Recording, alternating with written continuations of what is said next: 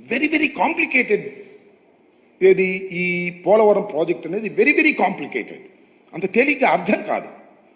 ఏంటి అంత అర్థం కాదని గట్టిగా చెబుతున్నారంటే నాకు అర్థం కాలేదు కాబట్టి. Hello everyone, welcome to ఎల్టెక్స్ classes. Welcome to issue of the day.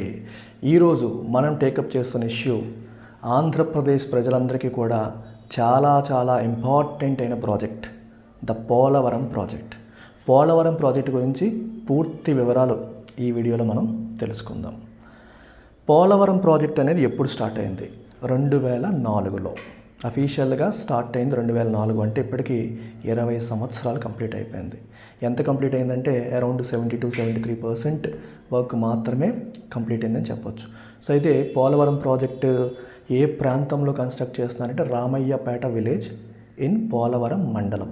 Polavaram మండలంలో రామయ్యపేట విలేజ్, గోదావరి నది పైన ఈ కన్స్ట్రక్షన్ అనేది జరుగుతుంది. అయితే ప్రాజెక్ట్ యొక్క సిగ్నిఫికెన్స్, డీటెయిల్స్ చెప్పే ముందు మీకు కొంచెం వొకాబులరీ చెప్పాలి. ఎందుకంటే ఇరిగేషను, డ్యామ్కి సంబంధించిన కొన్ని పదాలు తెలియకపోతే మనం అర్థం చేసుకోవడం కష్టం అవుతుంది. సో అందుకనే మొన్న ఈ మధ్యన మన మినిస్టర్ గారు కూడా అన్నారు, చాలా కాంప్లికేటెడ్, ఇది అర్థం కాదు అని కూడా అన్నారు కదా. అర్థం అవ్వాలంటే మనకి సబ్జెక్ట్ అనేది రావాలి.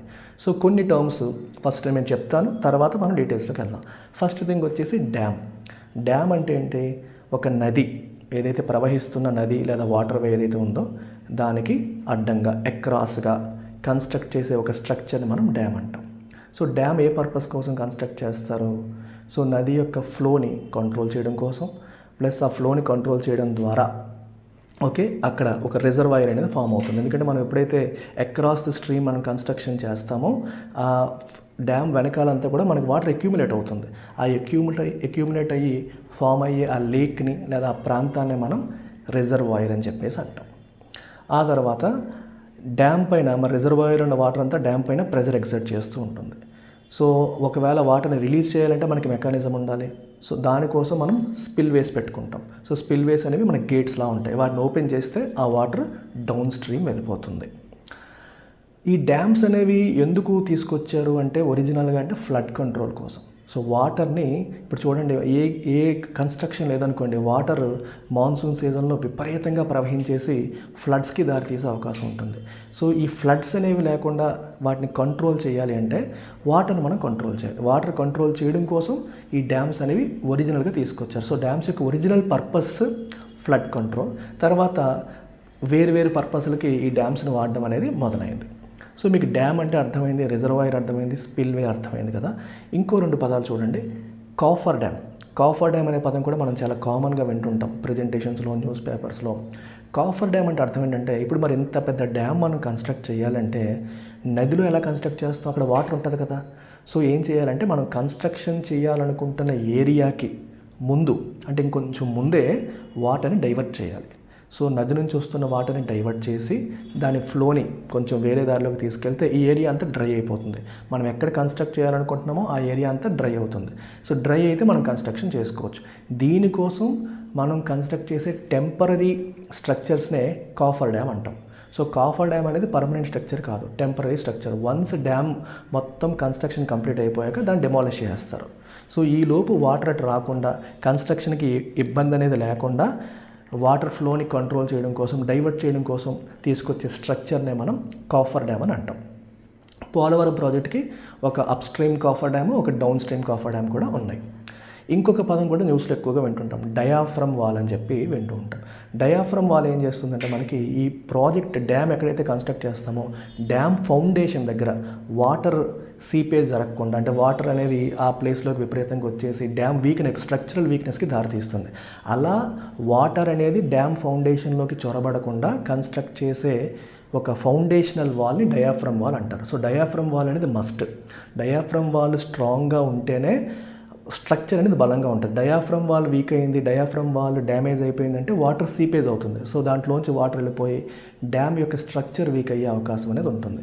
సో అందుకే ఇప్పుడు రీసెంట్గా మనం న్యూస్లో వింటుంది డయాఫ్రమ్ వాల్ దెబ్బతినింది, కాఫర్ డ్యామ్ దెబ్బతినింది, ఇలాంటివన్నీ మనం వింటూ ఉంటాం కదా. సో ఈ కాఫర్ డ్యామ్ చాలా ఇంపార్టెంట్. ఎందుకంటే కాఫర్ డ్యామ్ సరిగ్గా లేకపోతే వాటర్ లోపలికి వచ్చేస్తుంది కన్స్ట్రక్షన్ సైట్లోకి వాటర్ వస్తే కన్స్ట్రక్షన్ ఎలా చేస్తాం? చేయలేం. సో డయాఫ్రమ్ వాల్ అనేది స్ట్రాంగ్గా లేకపోతే వాటర్ సీపేజ్ లోపలికి వచ్చేసి మనకి డ్యామ్ యొక్క ఫౌండేషన్ వీక్ అయ్యే అవకాశం అనేది ఉంటుంది. So diaphragm wall, coffer dam రెండు కూడా చాలా స్ట్రాంగ్గా ఉండాలి. ఇవి మీరు అర్థం చేసుకోవాల్సిన కొన్ని basic terms: reservoir, dam, spillway, coffer dam, diaphragm wall. అయితే ఇప్పుడు మనం మాట్లాడుతున్న పోలవరం ప్రాజెక్ట్ ఎందుకోసం, పర్పస్ ఏంటి అని మీరు ఆలోచిస్తే, పోలవరం ప్రాజెక్ట్ తీసుకురావడానికి చాలా కారణాలు ఉన్నాయి. ఎందుకంటే పోలవరం ప్రాజెక్ట్ యొక్క బెనిఫిట్స్ చాలా ఎక్కువ. సో మోస్ట్ ఇంపార్టెంట్ బెనిఫిట్ ఎందుకు తీసుకొస్తున్నారంటే ఇరిగేషన్ అనేది మేజర్ పర్పస్, నీటి పారుదల. సో ఇరిగేషన్ కోసం ఏం చేశారంటే ఒక లెఫ్ట్ బ్యాంక్ కెనాల్, ఒక రైట్ బ్యాంక్ కెనాల్, 2 కెనాల్స్ తవ్వడం అనేది జరిగింది.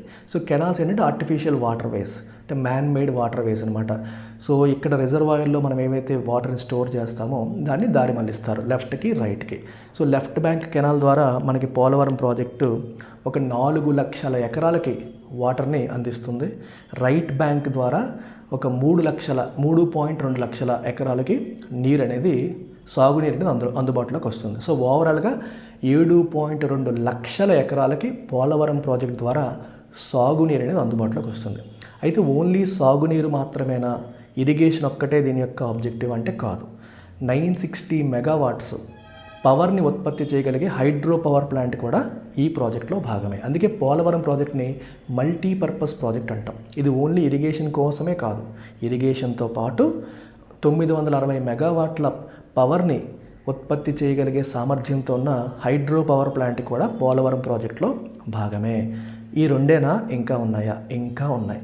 పోలవరం ప్రాజెక్ట్ ద్వారా 611 విలేజెస్కి డ్రింకింగ్ వాటర్ కూడా అందుబాటులోకి వస్తుంది. వైజాగ్లో ఉన్న ఇండస్ట్రీస్కి, వైజాగ్లో ఉన్న ప్రజలకి కూడా డ్రింకింగ్ వాటర్ మరియు ఇండస్ట్రీస్కి అవసరమైన వాటర్ కూడా పోలవరం ప్రాజెక్ట్ ద్వారా మనం ఇవ్వచ్చు. సో 3 ఆస్పెక్ట్స్ మనం మాట్లాడాం. ఇంతేనా? ఇంకా ఉన్నాయి. పోలవరం ప్రాజెక్ట్ వల్ల మనం కన్స్ట్రక్ట్ చేస్తున్న కెనాల్స్ ఏవైతే ఉన్నాయో, ఈ కెనాల్స్ని మనం వాటర్ వేస్గా కూడా డెవలప్ చేయొచ్చు. అంటే వాటి ట్రాన్స్పోర్ట్ కోసం, పడవలు, వీటితో మనం ట్రాన్స్పోర్ట్ కోసం యూజ్ చేయొచ్చు. సో రోడ్ ట్రాన్స్పోర్ట్ కన్నా వీటి వల్ల ఖర్చు తగ్గుతుంది, తక్కువ టైంలో ఒక ప్లేస్ నుంచి ఇంకో ప్లేస్కి వెళ్ళడానికి అవకాశం వస్తుంది. దానివల్ల ట్రేడ్ కూడా ఇంప్రూవ్ అవుతుంది, వ్యాపార సంబంధాలు పెరుగుతాయి, ప్రజలకు కూడా చాలా కన్వీనియంట్గా ఉంటుంది. ఇంకా ఉన్నాయి. టూరిజం స్పాట్గా కూడా డెవలప్ చేయడానికి అదొక మంచి ప్లేస్. సో టూరిజంగా డెవలప్ చేసి చాలామందికి అక్కడికి వచ్చేలా చేయడం ద్వారా కూడా రాష్ట్రానికి ఆదాయం అనేది కూడా మనకి ఈ పోలవరం ప్రాజెక్ట్ ద్వారా పెరుగుతుంది. ఇంకేంటి మళ్ళీ ఫ్లడ్ కంట్రోల్. ఇందాకే చెప్పాను మీకు, అసలు డ్యామ్స్ యొక్క ఒరిజినల్ పర్పసే ఫ్లడ్ కంట్రోల్. గోదావరి నదిలో ఈ డ్యామ్ అనేది లేకపోతే వర్షాకాలంలో విపరీతంగా వాటర్ వచ్చేసినప్పుడు చాలా ప్రాంతాలు మునిగిపోతూ ఉంటాయి. ఇప్పుడు మనం డ్యామ్ కన్స్ట్రక్ట్ చేసి వాటర్ ఫ్లోని కంట్రోల్ చేస్తున్నాం కాబట్టి సో ఫ్లడ్ కంట్రోల్ కూడా చేయడానికి అవకాశం ఉంది. వరదలు ద్వారా నష్టపోతున్న ప్రజలకి, మునిగిపోతున్న గ్రామాలకి దీని ద్వారా ఒక రకమైన ప్రొటెక్షన్ అనేది కూడా మనకి అందుబాటులోకి వస్తుంది. సో ఇన్లాండ్ నావిగేషన్ కూడా చూసాము, టూరిజము చూసాము. ఇంకా మోస్ట్ ఇంపార్టెంట్ ఆస్పెక్ట్ ఏంటంటే ఈ ప్రాజెక్ట్ అనేది హ్యూజ్ ప్రాజెక్ట్, కొన్ని వేల కోట్ల పెట్టుబడితో జరిగే ప్రాజెక్ట్. మరి ఇంత పెద్ద ప్రాజెక్ట్ జరుగుతున్నప్పుడు ఎంతో మందికి అది ఉపాధి కూడా కల్పిస్తుంది, ఎంప్లాయ్మెంట్ ఆపర్చునిటీస్ జనరేట్ చేస్తుంది. సో రాష్ట్రంలో ఎంతోమందికి దీనివల్ల ఉపాధి, కన్స్ట్రక్షన్ జరుగుతున్నంతకాలం కూడా ఎంతోమందికి పని దొరుకుతుంది. సో ఈ రకంగా పోలవరం ప్రాజెక్ట్ అనేది మన రాష్ట్ర చరిత్రలో చాలా సిగ్నిఫికెంట్ ప్రాజెక్ట్, చాలా ఇంపార్టెంట్ ప్రాజెక్టు, చాలా సిగ్నిఫికెంట్ ప్రాజెక్ట్. అయితే ఇటువంటి ప్రాజెక్టు 20 సంవత్సరాలైనా ఇంకా ఎందుకు కంప్లీట్ కాలేదు? మనందరి మదిలో మెదులుతున్న క్వశ్చన్ అదే కదా. 20 సంవత్సరాలు అయిపోయింది, అయినా సరే ప్రాజెక్ట్ ఎందుకు పూర్తి కాలేదు కదా. సో ఎందుకు కాలేదంటే దానికి మల్టిపుల్ రీజన్స్ ఉన్నాయి. అయితే మల్టిపుల్ రీజన్స్లోకి వెళ్ళే ముందు ఒక మాట, ప్రాజెక్ట్ పూర్తిగా కన్స్ట్రక్షన్ అవ్వలేదా అంటే అయ్యింది. ఇప్పుడు మీరు గమనిస్తే స్పిల్వేస్ 100% కన్స్ట్రక్ట్ అయిపోయాయి. అలాగే మీరు గమనిస్తే canals, left canal, right canal, అవి కూడా 100% కన్స్ట్రక్షన్ అనేది కంప్లీట్ అయిపోయింది. సో మెయిన్ డ్యామ్ కన్స్ట్రక్షన్ ఇంకా కంప్లీట్ కాలేదు, కానీ left canal, right canal construction అయిపోయింది. స్పిల్వే కూడా 100% అయిపోయింది. ఓవరాల్గా కన్స్ట్రక్షన్లో తీసుకుంటే మనకి 73-74% కన్స్ట్రక్షన్ కంప్లీట్ అయింది. ఇంకా చాలా పెండింగ్ అనేది ఉంది. ఎందుకు ప్రాజెక్ట్స్ 20 ఏళ్ళైనా సరే ఎంతవరకే వచ్చాము, ఎందుకు కంప్లీట్ అవ్వట్లేదు అంటే చాలా కారణాలు ఉన్నాయి. ఒకటి, it is a huge project చేసేటప్పుడు టెక్నికల్ ఛాలెంజెస్ చాలా ఎక్కువ ఉంటాయి. సో కాఫర్ డ్యామ్ కట్టేటప్పుడు కావచ్చు, డయాఫ్రమ్ వాల్ కట్టేటప్పుడు కావచ్చు, ఎటువంటి ఇష్యూస్ రాకూడదు. చిన్న ప్రాబ్లం ఉన్నా తర్వాత ప్రాజెక్ట్కి ఇష్యూస్ వస్తాయని చెప్పేసి క్లారిటీ వచ్చేంత వరకు, ఆ టెక్నికల్ ఆస్పెక్ట్స్ పైన క్లారిటీ వచ్చేంత వరకు వాయిదాలు వేస్తారు. మొదటిది. రెండవది major thing funds crunch. So ఇంత పెద్ద ప్రాజెక్ట్కి చాలా ఎక్కువగా ఫండ్స్ అవసరం అవుతూ ఉంటాయి.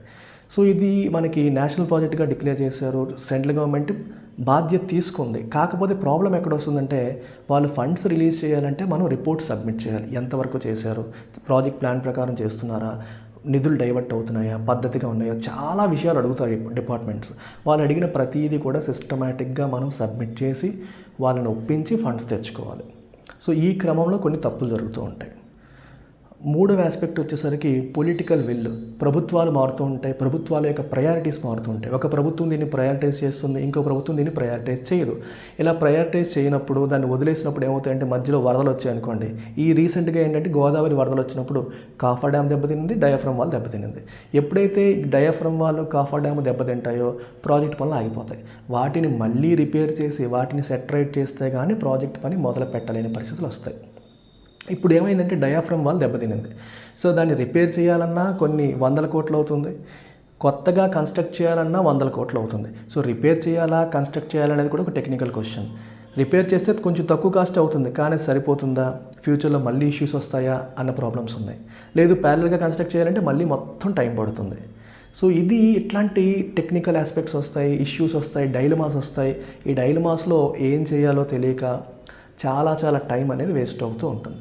దీనికి తోడు ఏంటంటే ఇలాంటి లార్జ్ స్కేల్ ఇన్ఫ్రా ప్రాజెక్ట్స్ వచ్చినప్పుడు మీకు లోకల్గా కూడా కొన్నిసార్లు ఏమవుతుందంటే కొన్ని గ్రామాలు మనకి ఏమవుతుందంటే రిజర్వాయర్ ఫామ్ అయినప్పుడు, ఇప్పుడు చూడండి ఒక నది ఇలా వెళ్తుందమ్మా, మీరేమో ఒక డ్యామ్ పెట్టి దాని ఫ్లోని ఆపారు.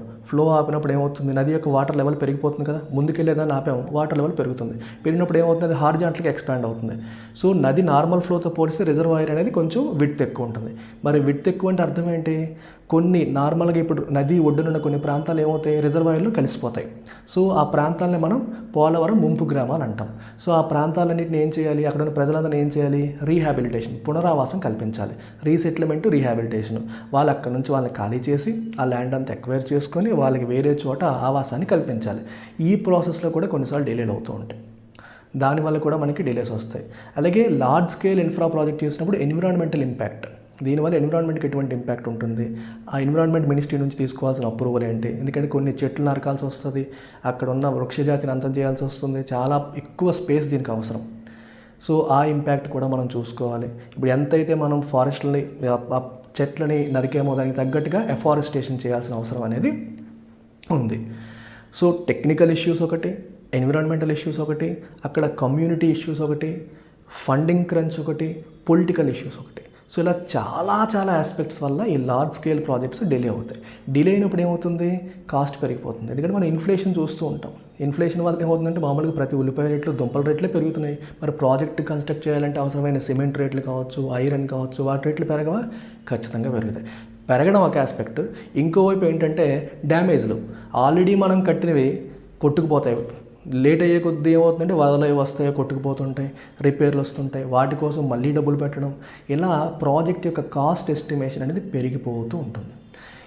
కాస్ట్ ఎస్టిమేషన్ పెరిగేసరికి మళ్ళీ సెంట్రల్ గవర్నమెంట్ నుంచి ఫండ్స్ లేట్ అయిపోతాయి. మీరు ఎప్పుడో ఎంత తక్కువ కావాల్సింది, ఇంత ఎస్టిమేట్స్ పెంచేస్తే ఎలాగా, మళ్ళీ వాళ్ళని కన్విన్స్ చేసుకోవాలి, డిస్కస్ చేసుకోవాలి. సెంట్రల్ గవర్నమెంట్కి మన మీద నీడ్ ఉండాలి, ఈ ప్రభుత్వం పైన వాళ్ళు ఆధారపడి ఉండాలి. చాలా ఆస్పెక్ట్స్ వల్ల ప్రాజెక్ట్స్ డిలే అవుతూ ఉంటాయి. సో ఈ పోలవరం ప్రాజెక్ట్ కూడా డిలే అవ్వడానికి ఇలాంటి మల్టిపుల్ రీజన్స్ అనేవి ఉన్నాయి. సో ఇకపై అయినా సరే పోలవరం ప్రాజెక్ట్ ఎటువంటి డిలేస్ లేకుండా టైం బౌండ్గా రిపేర్లన్నీ జరిగి కంప్లీట్ అయ్యి ఆంధ్రప్రదేశ్ ప్రజలందరికీ కూడా ఒక వరదాయినిగా మారాలని మనస్ఫూర్తిగా కోరుకుంటున్నాను.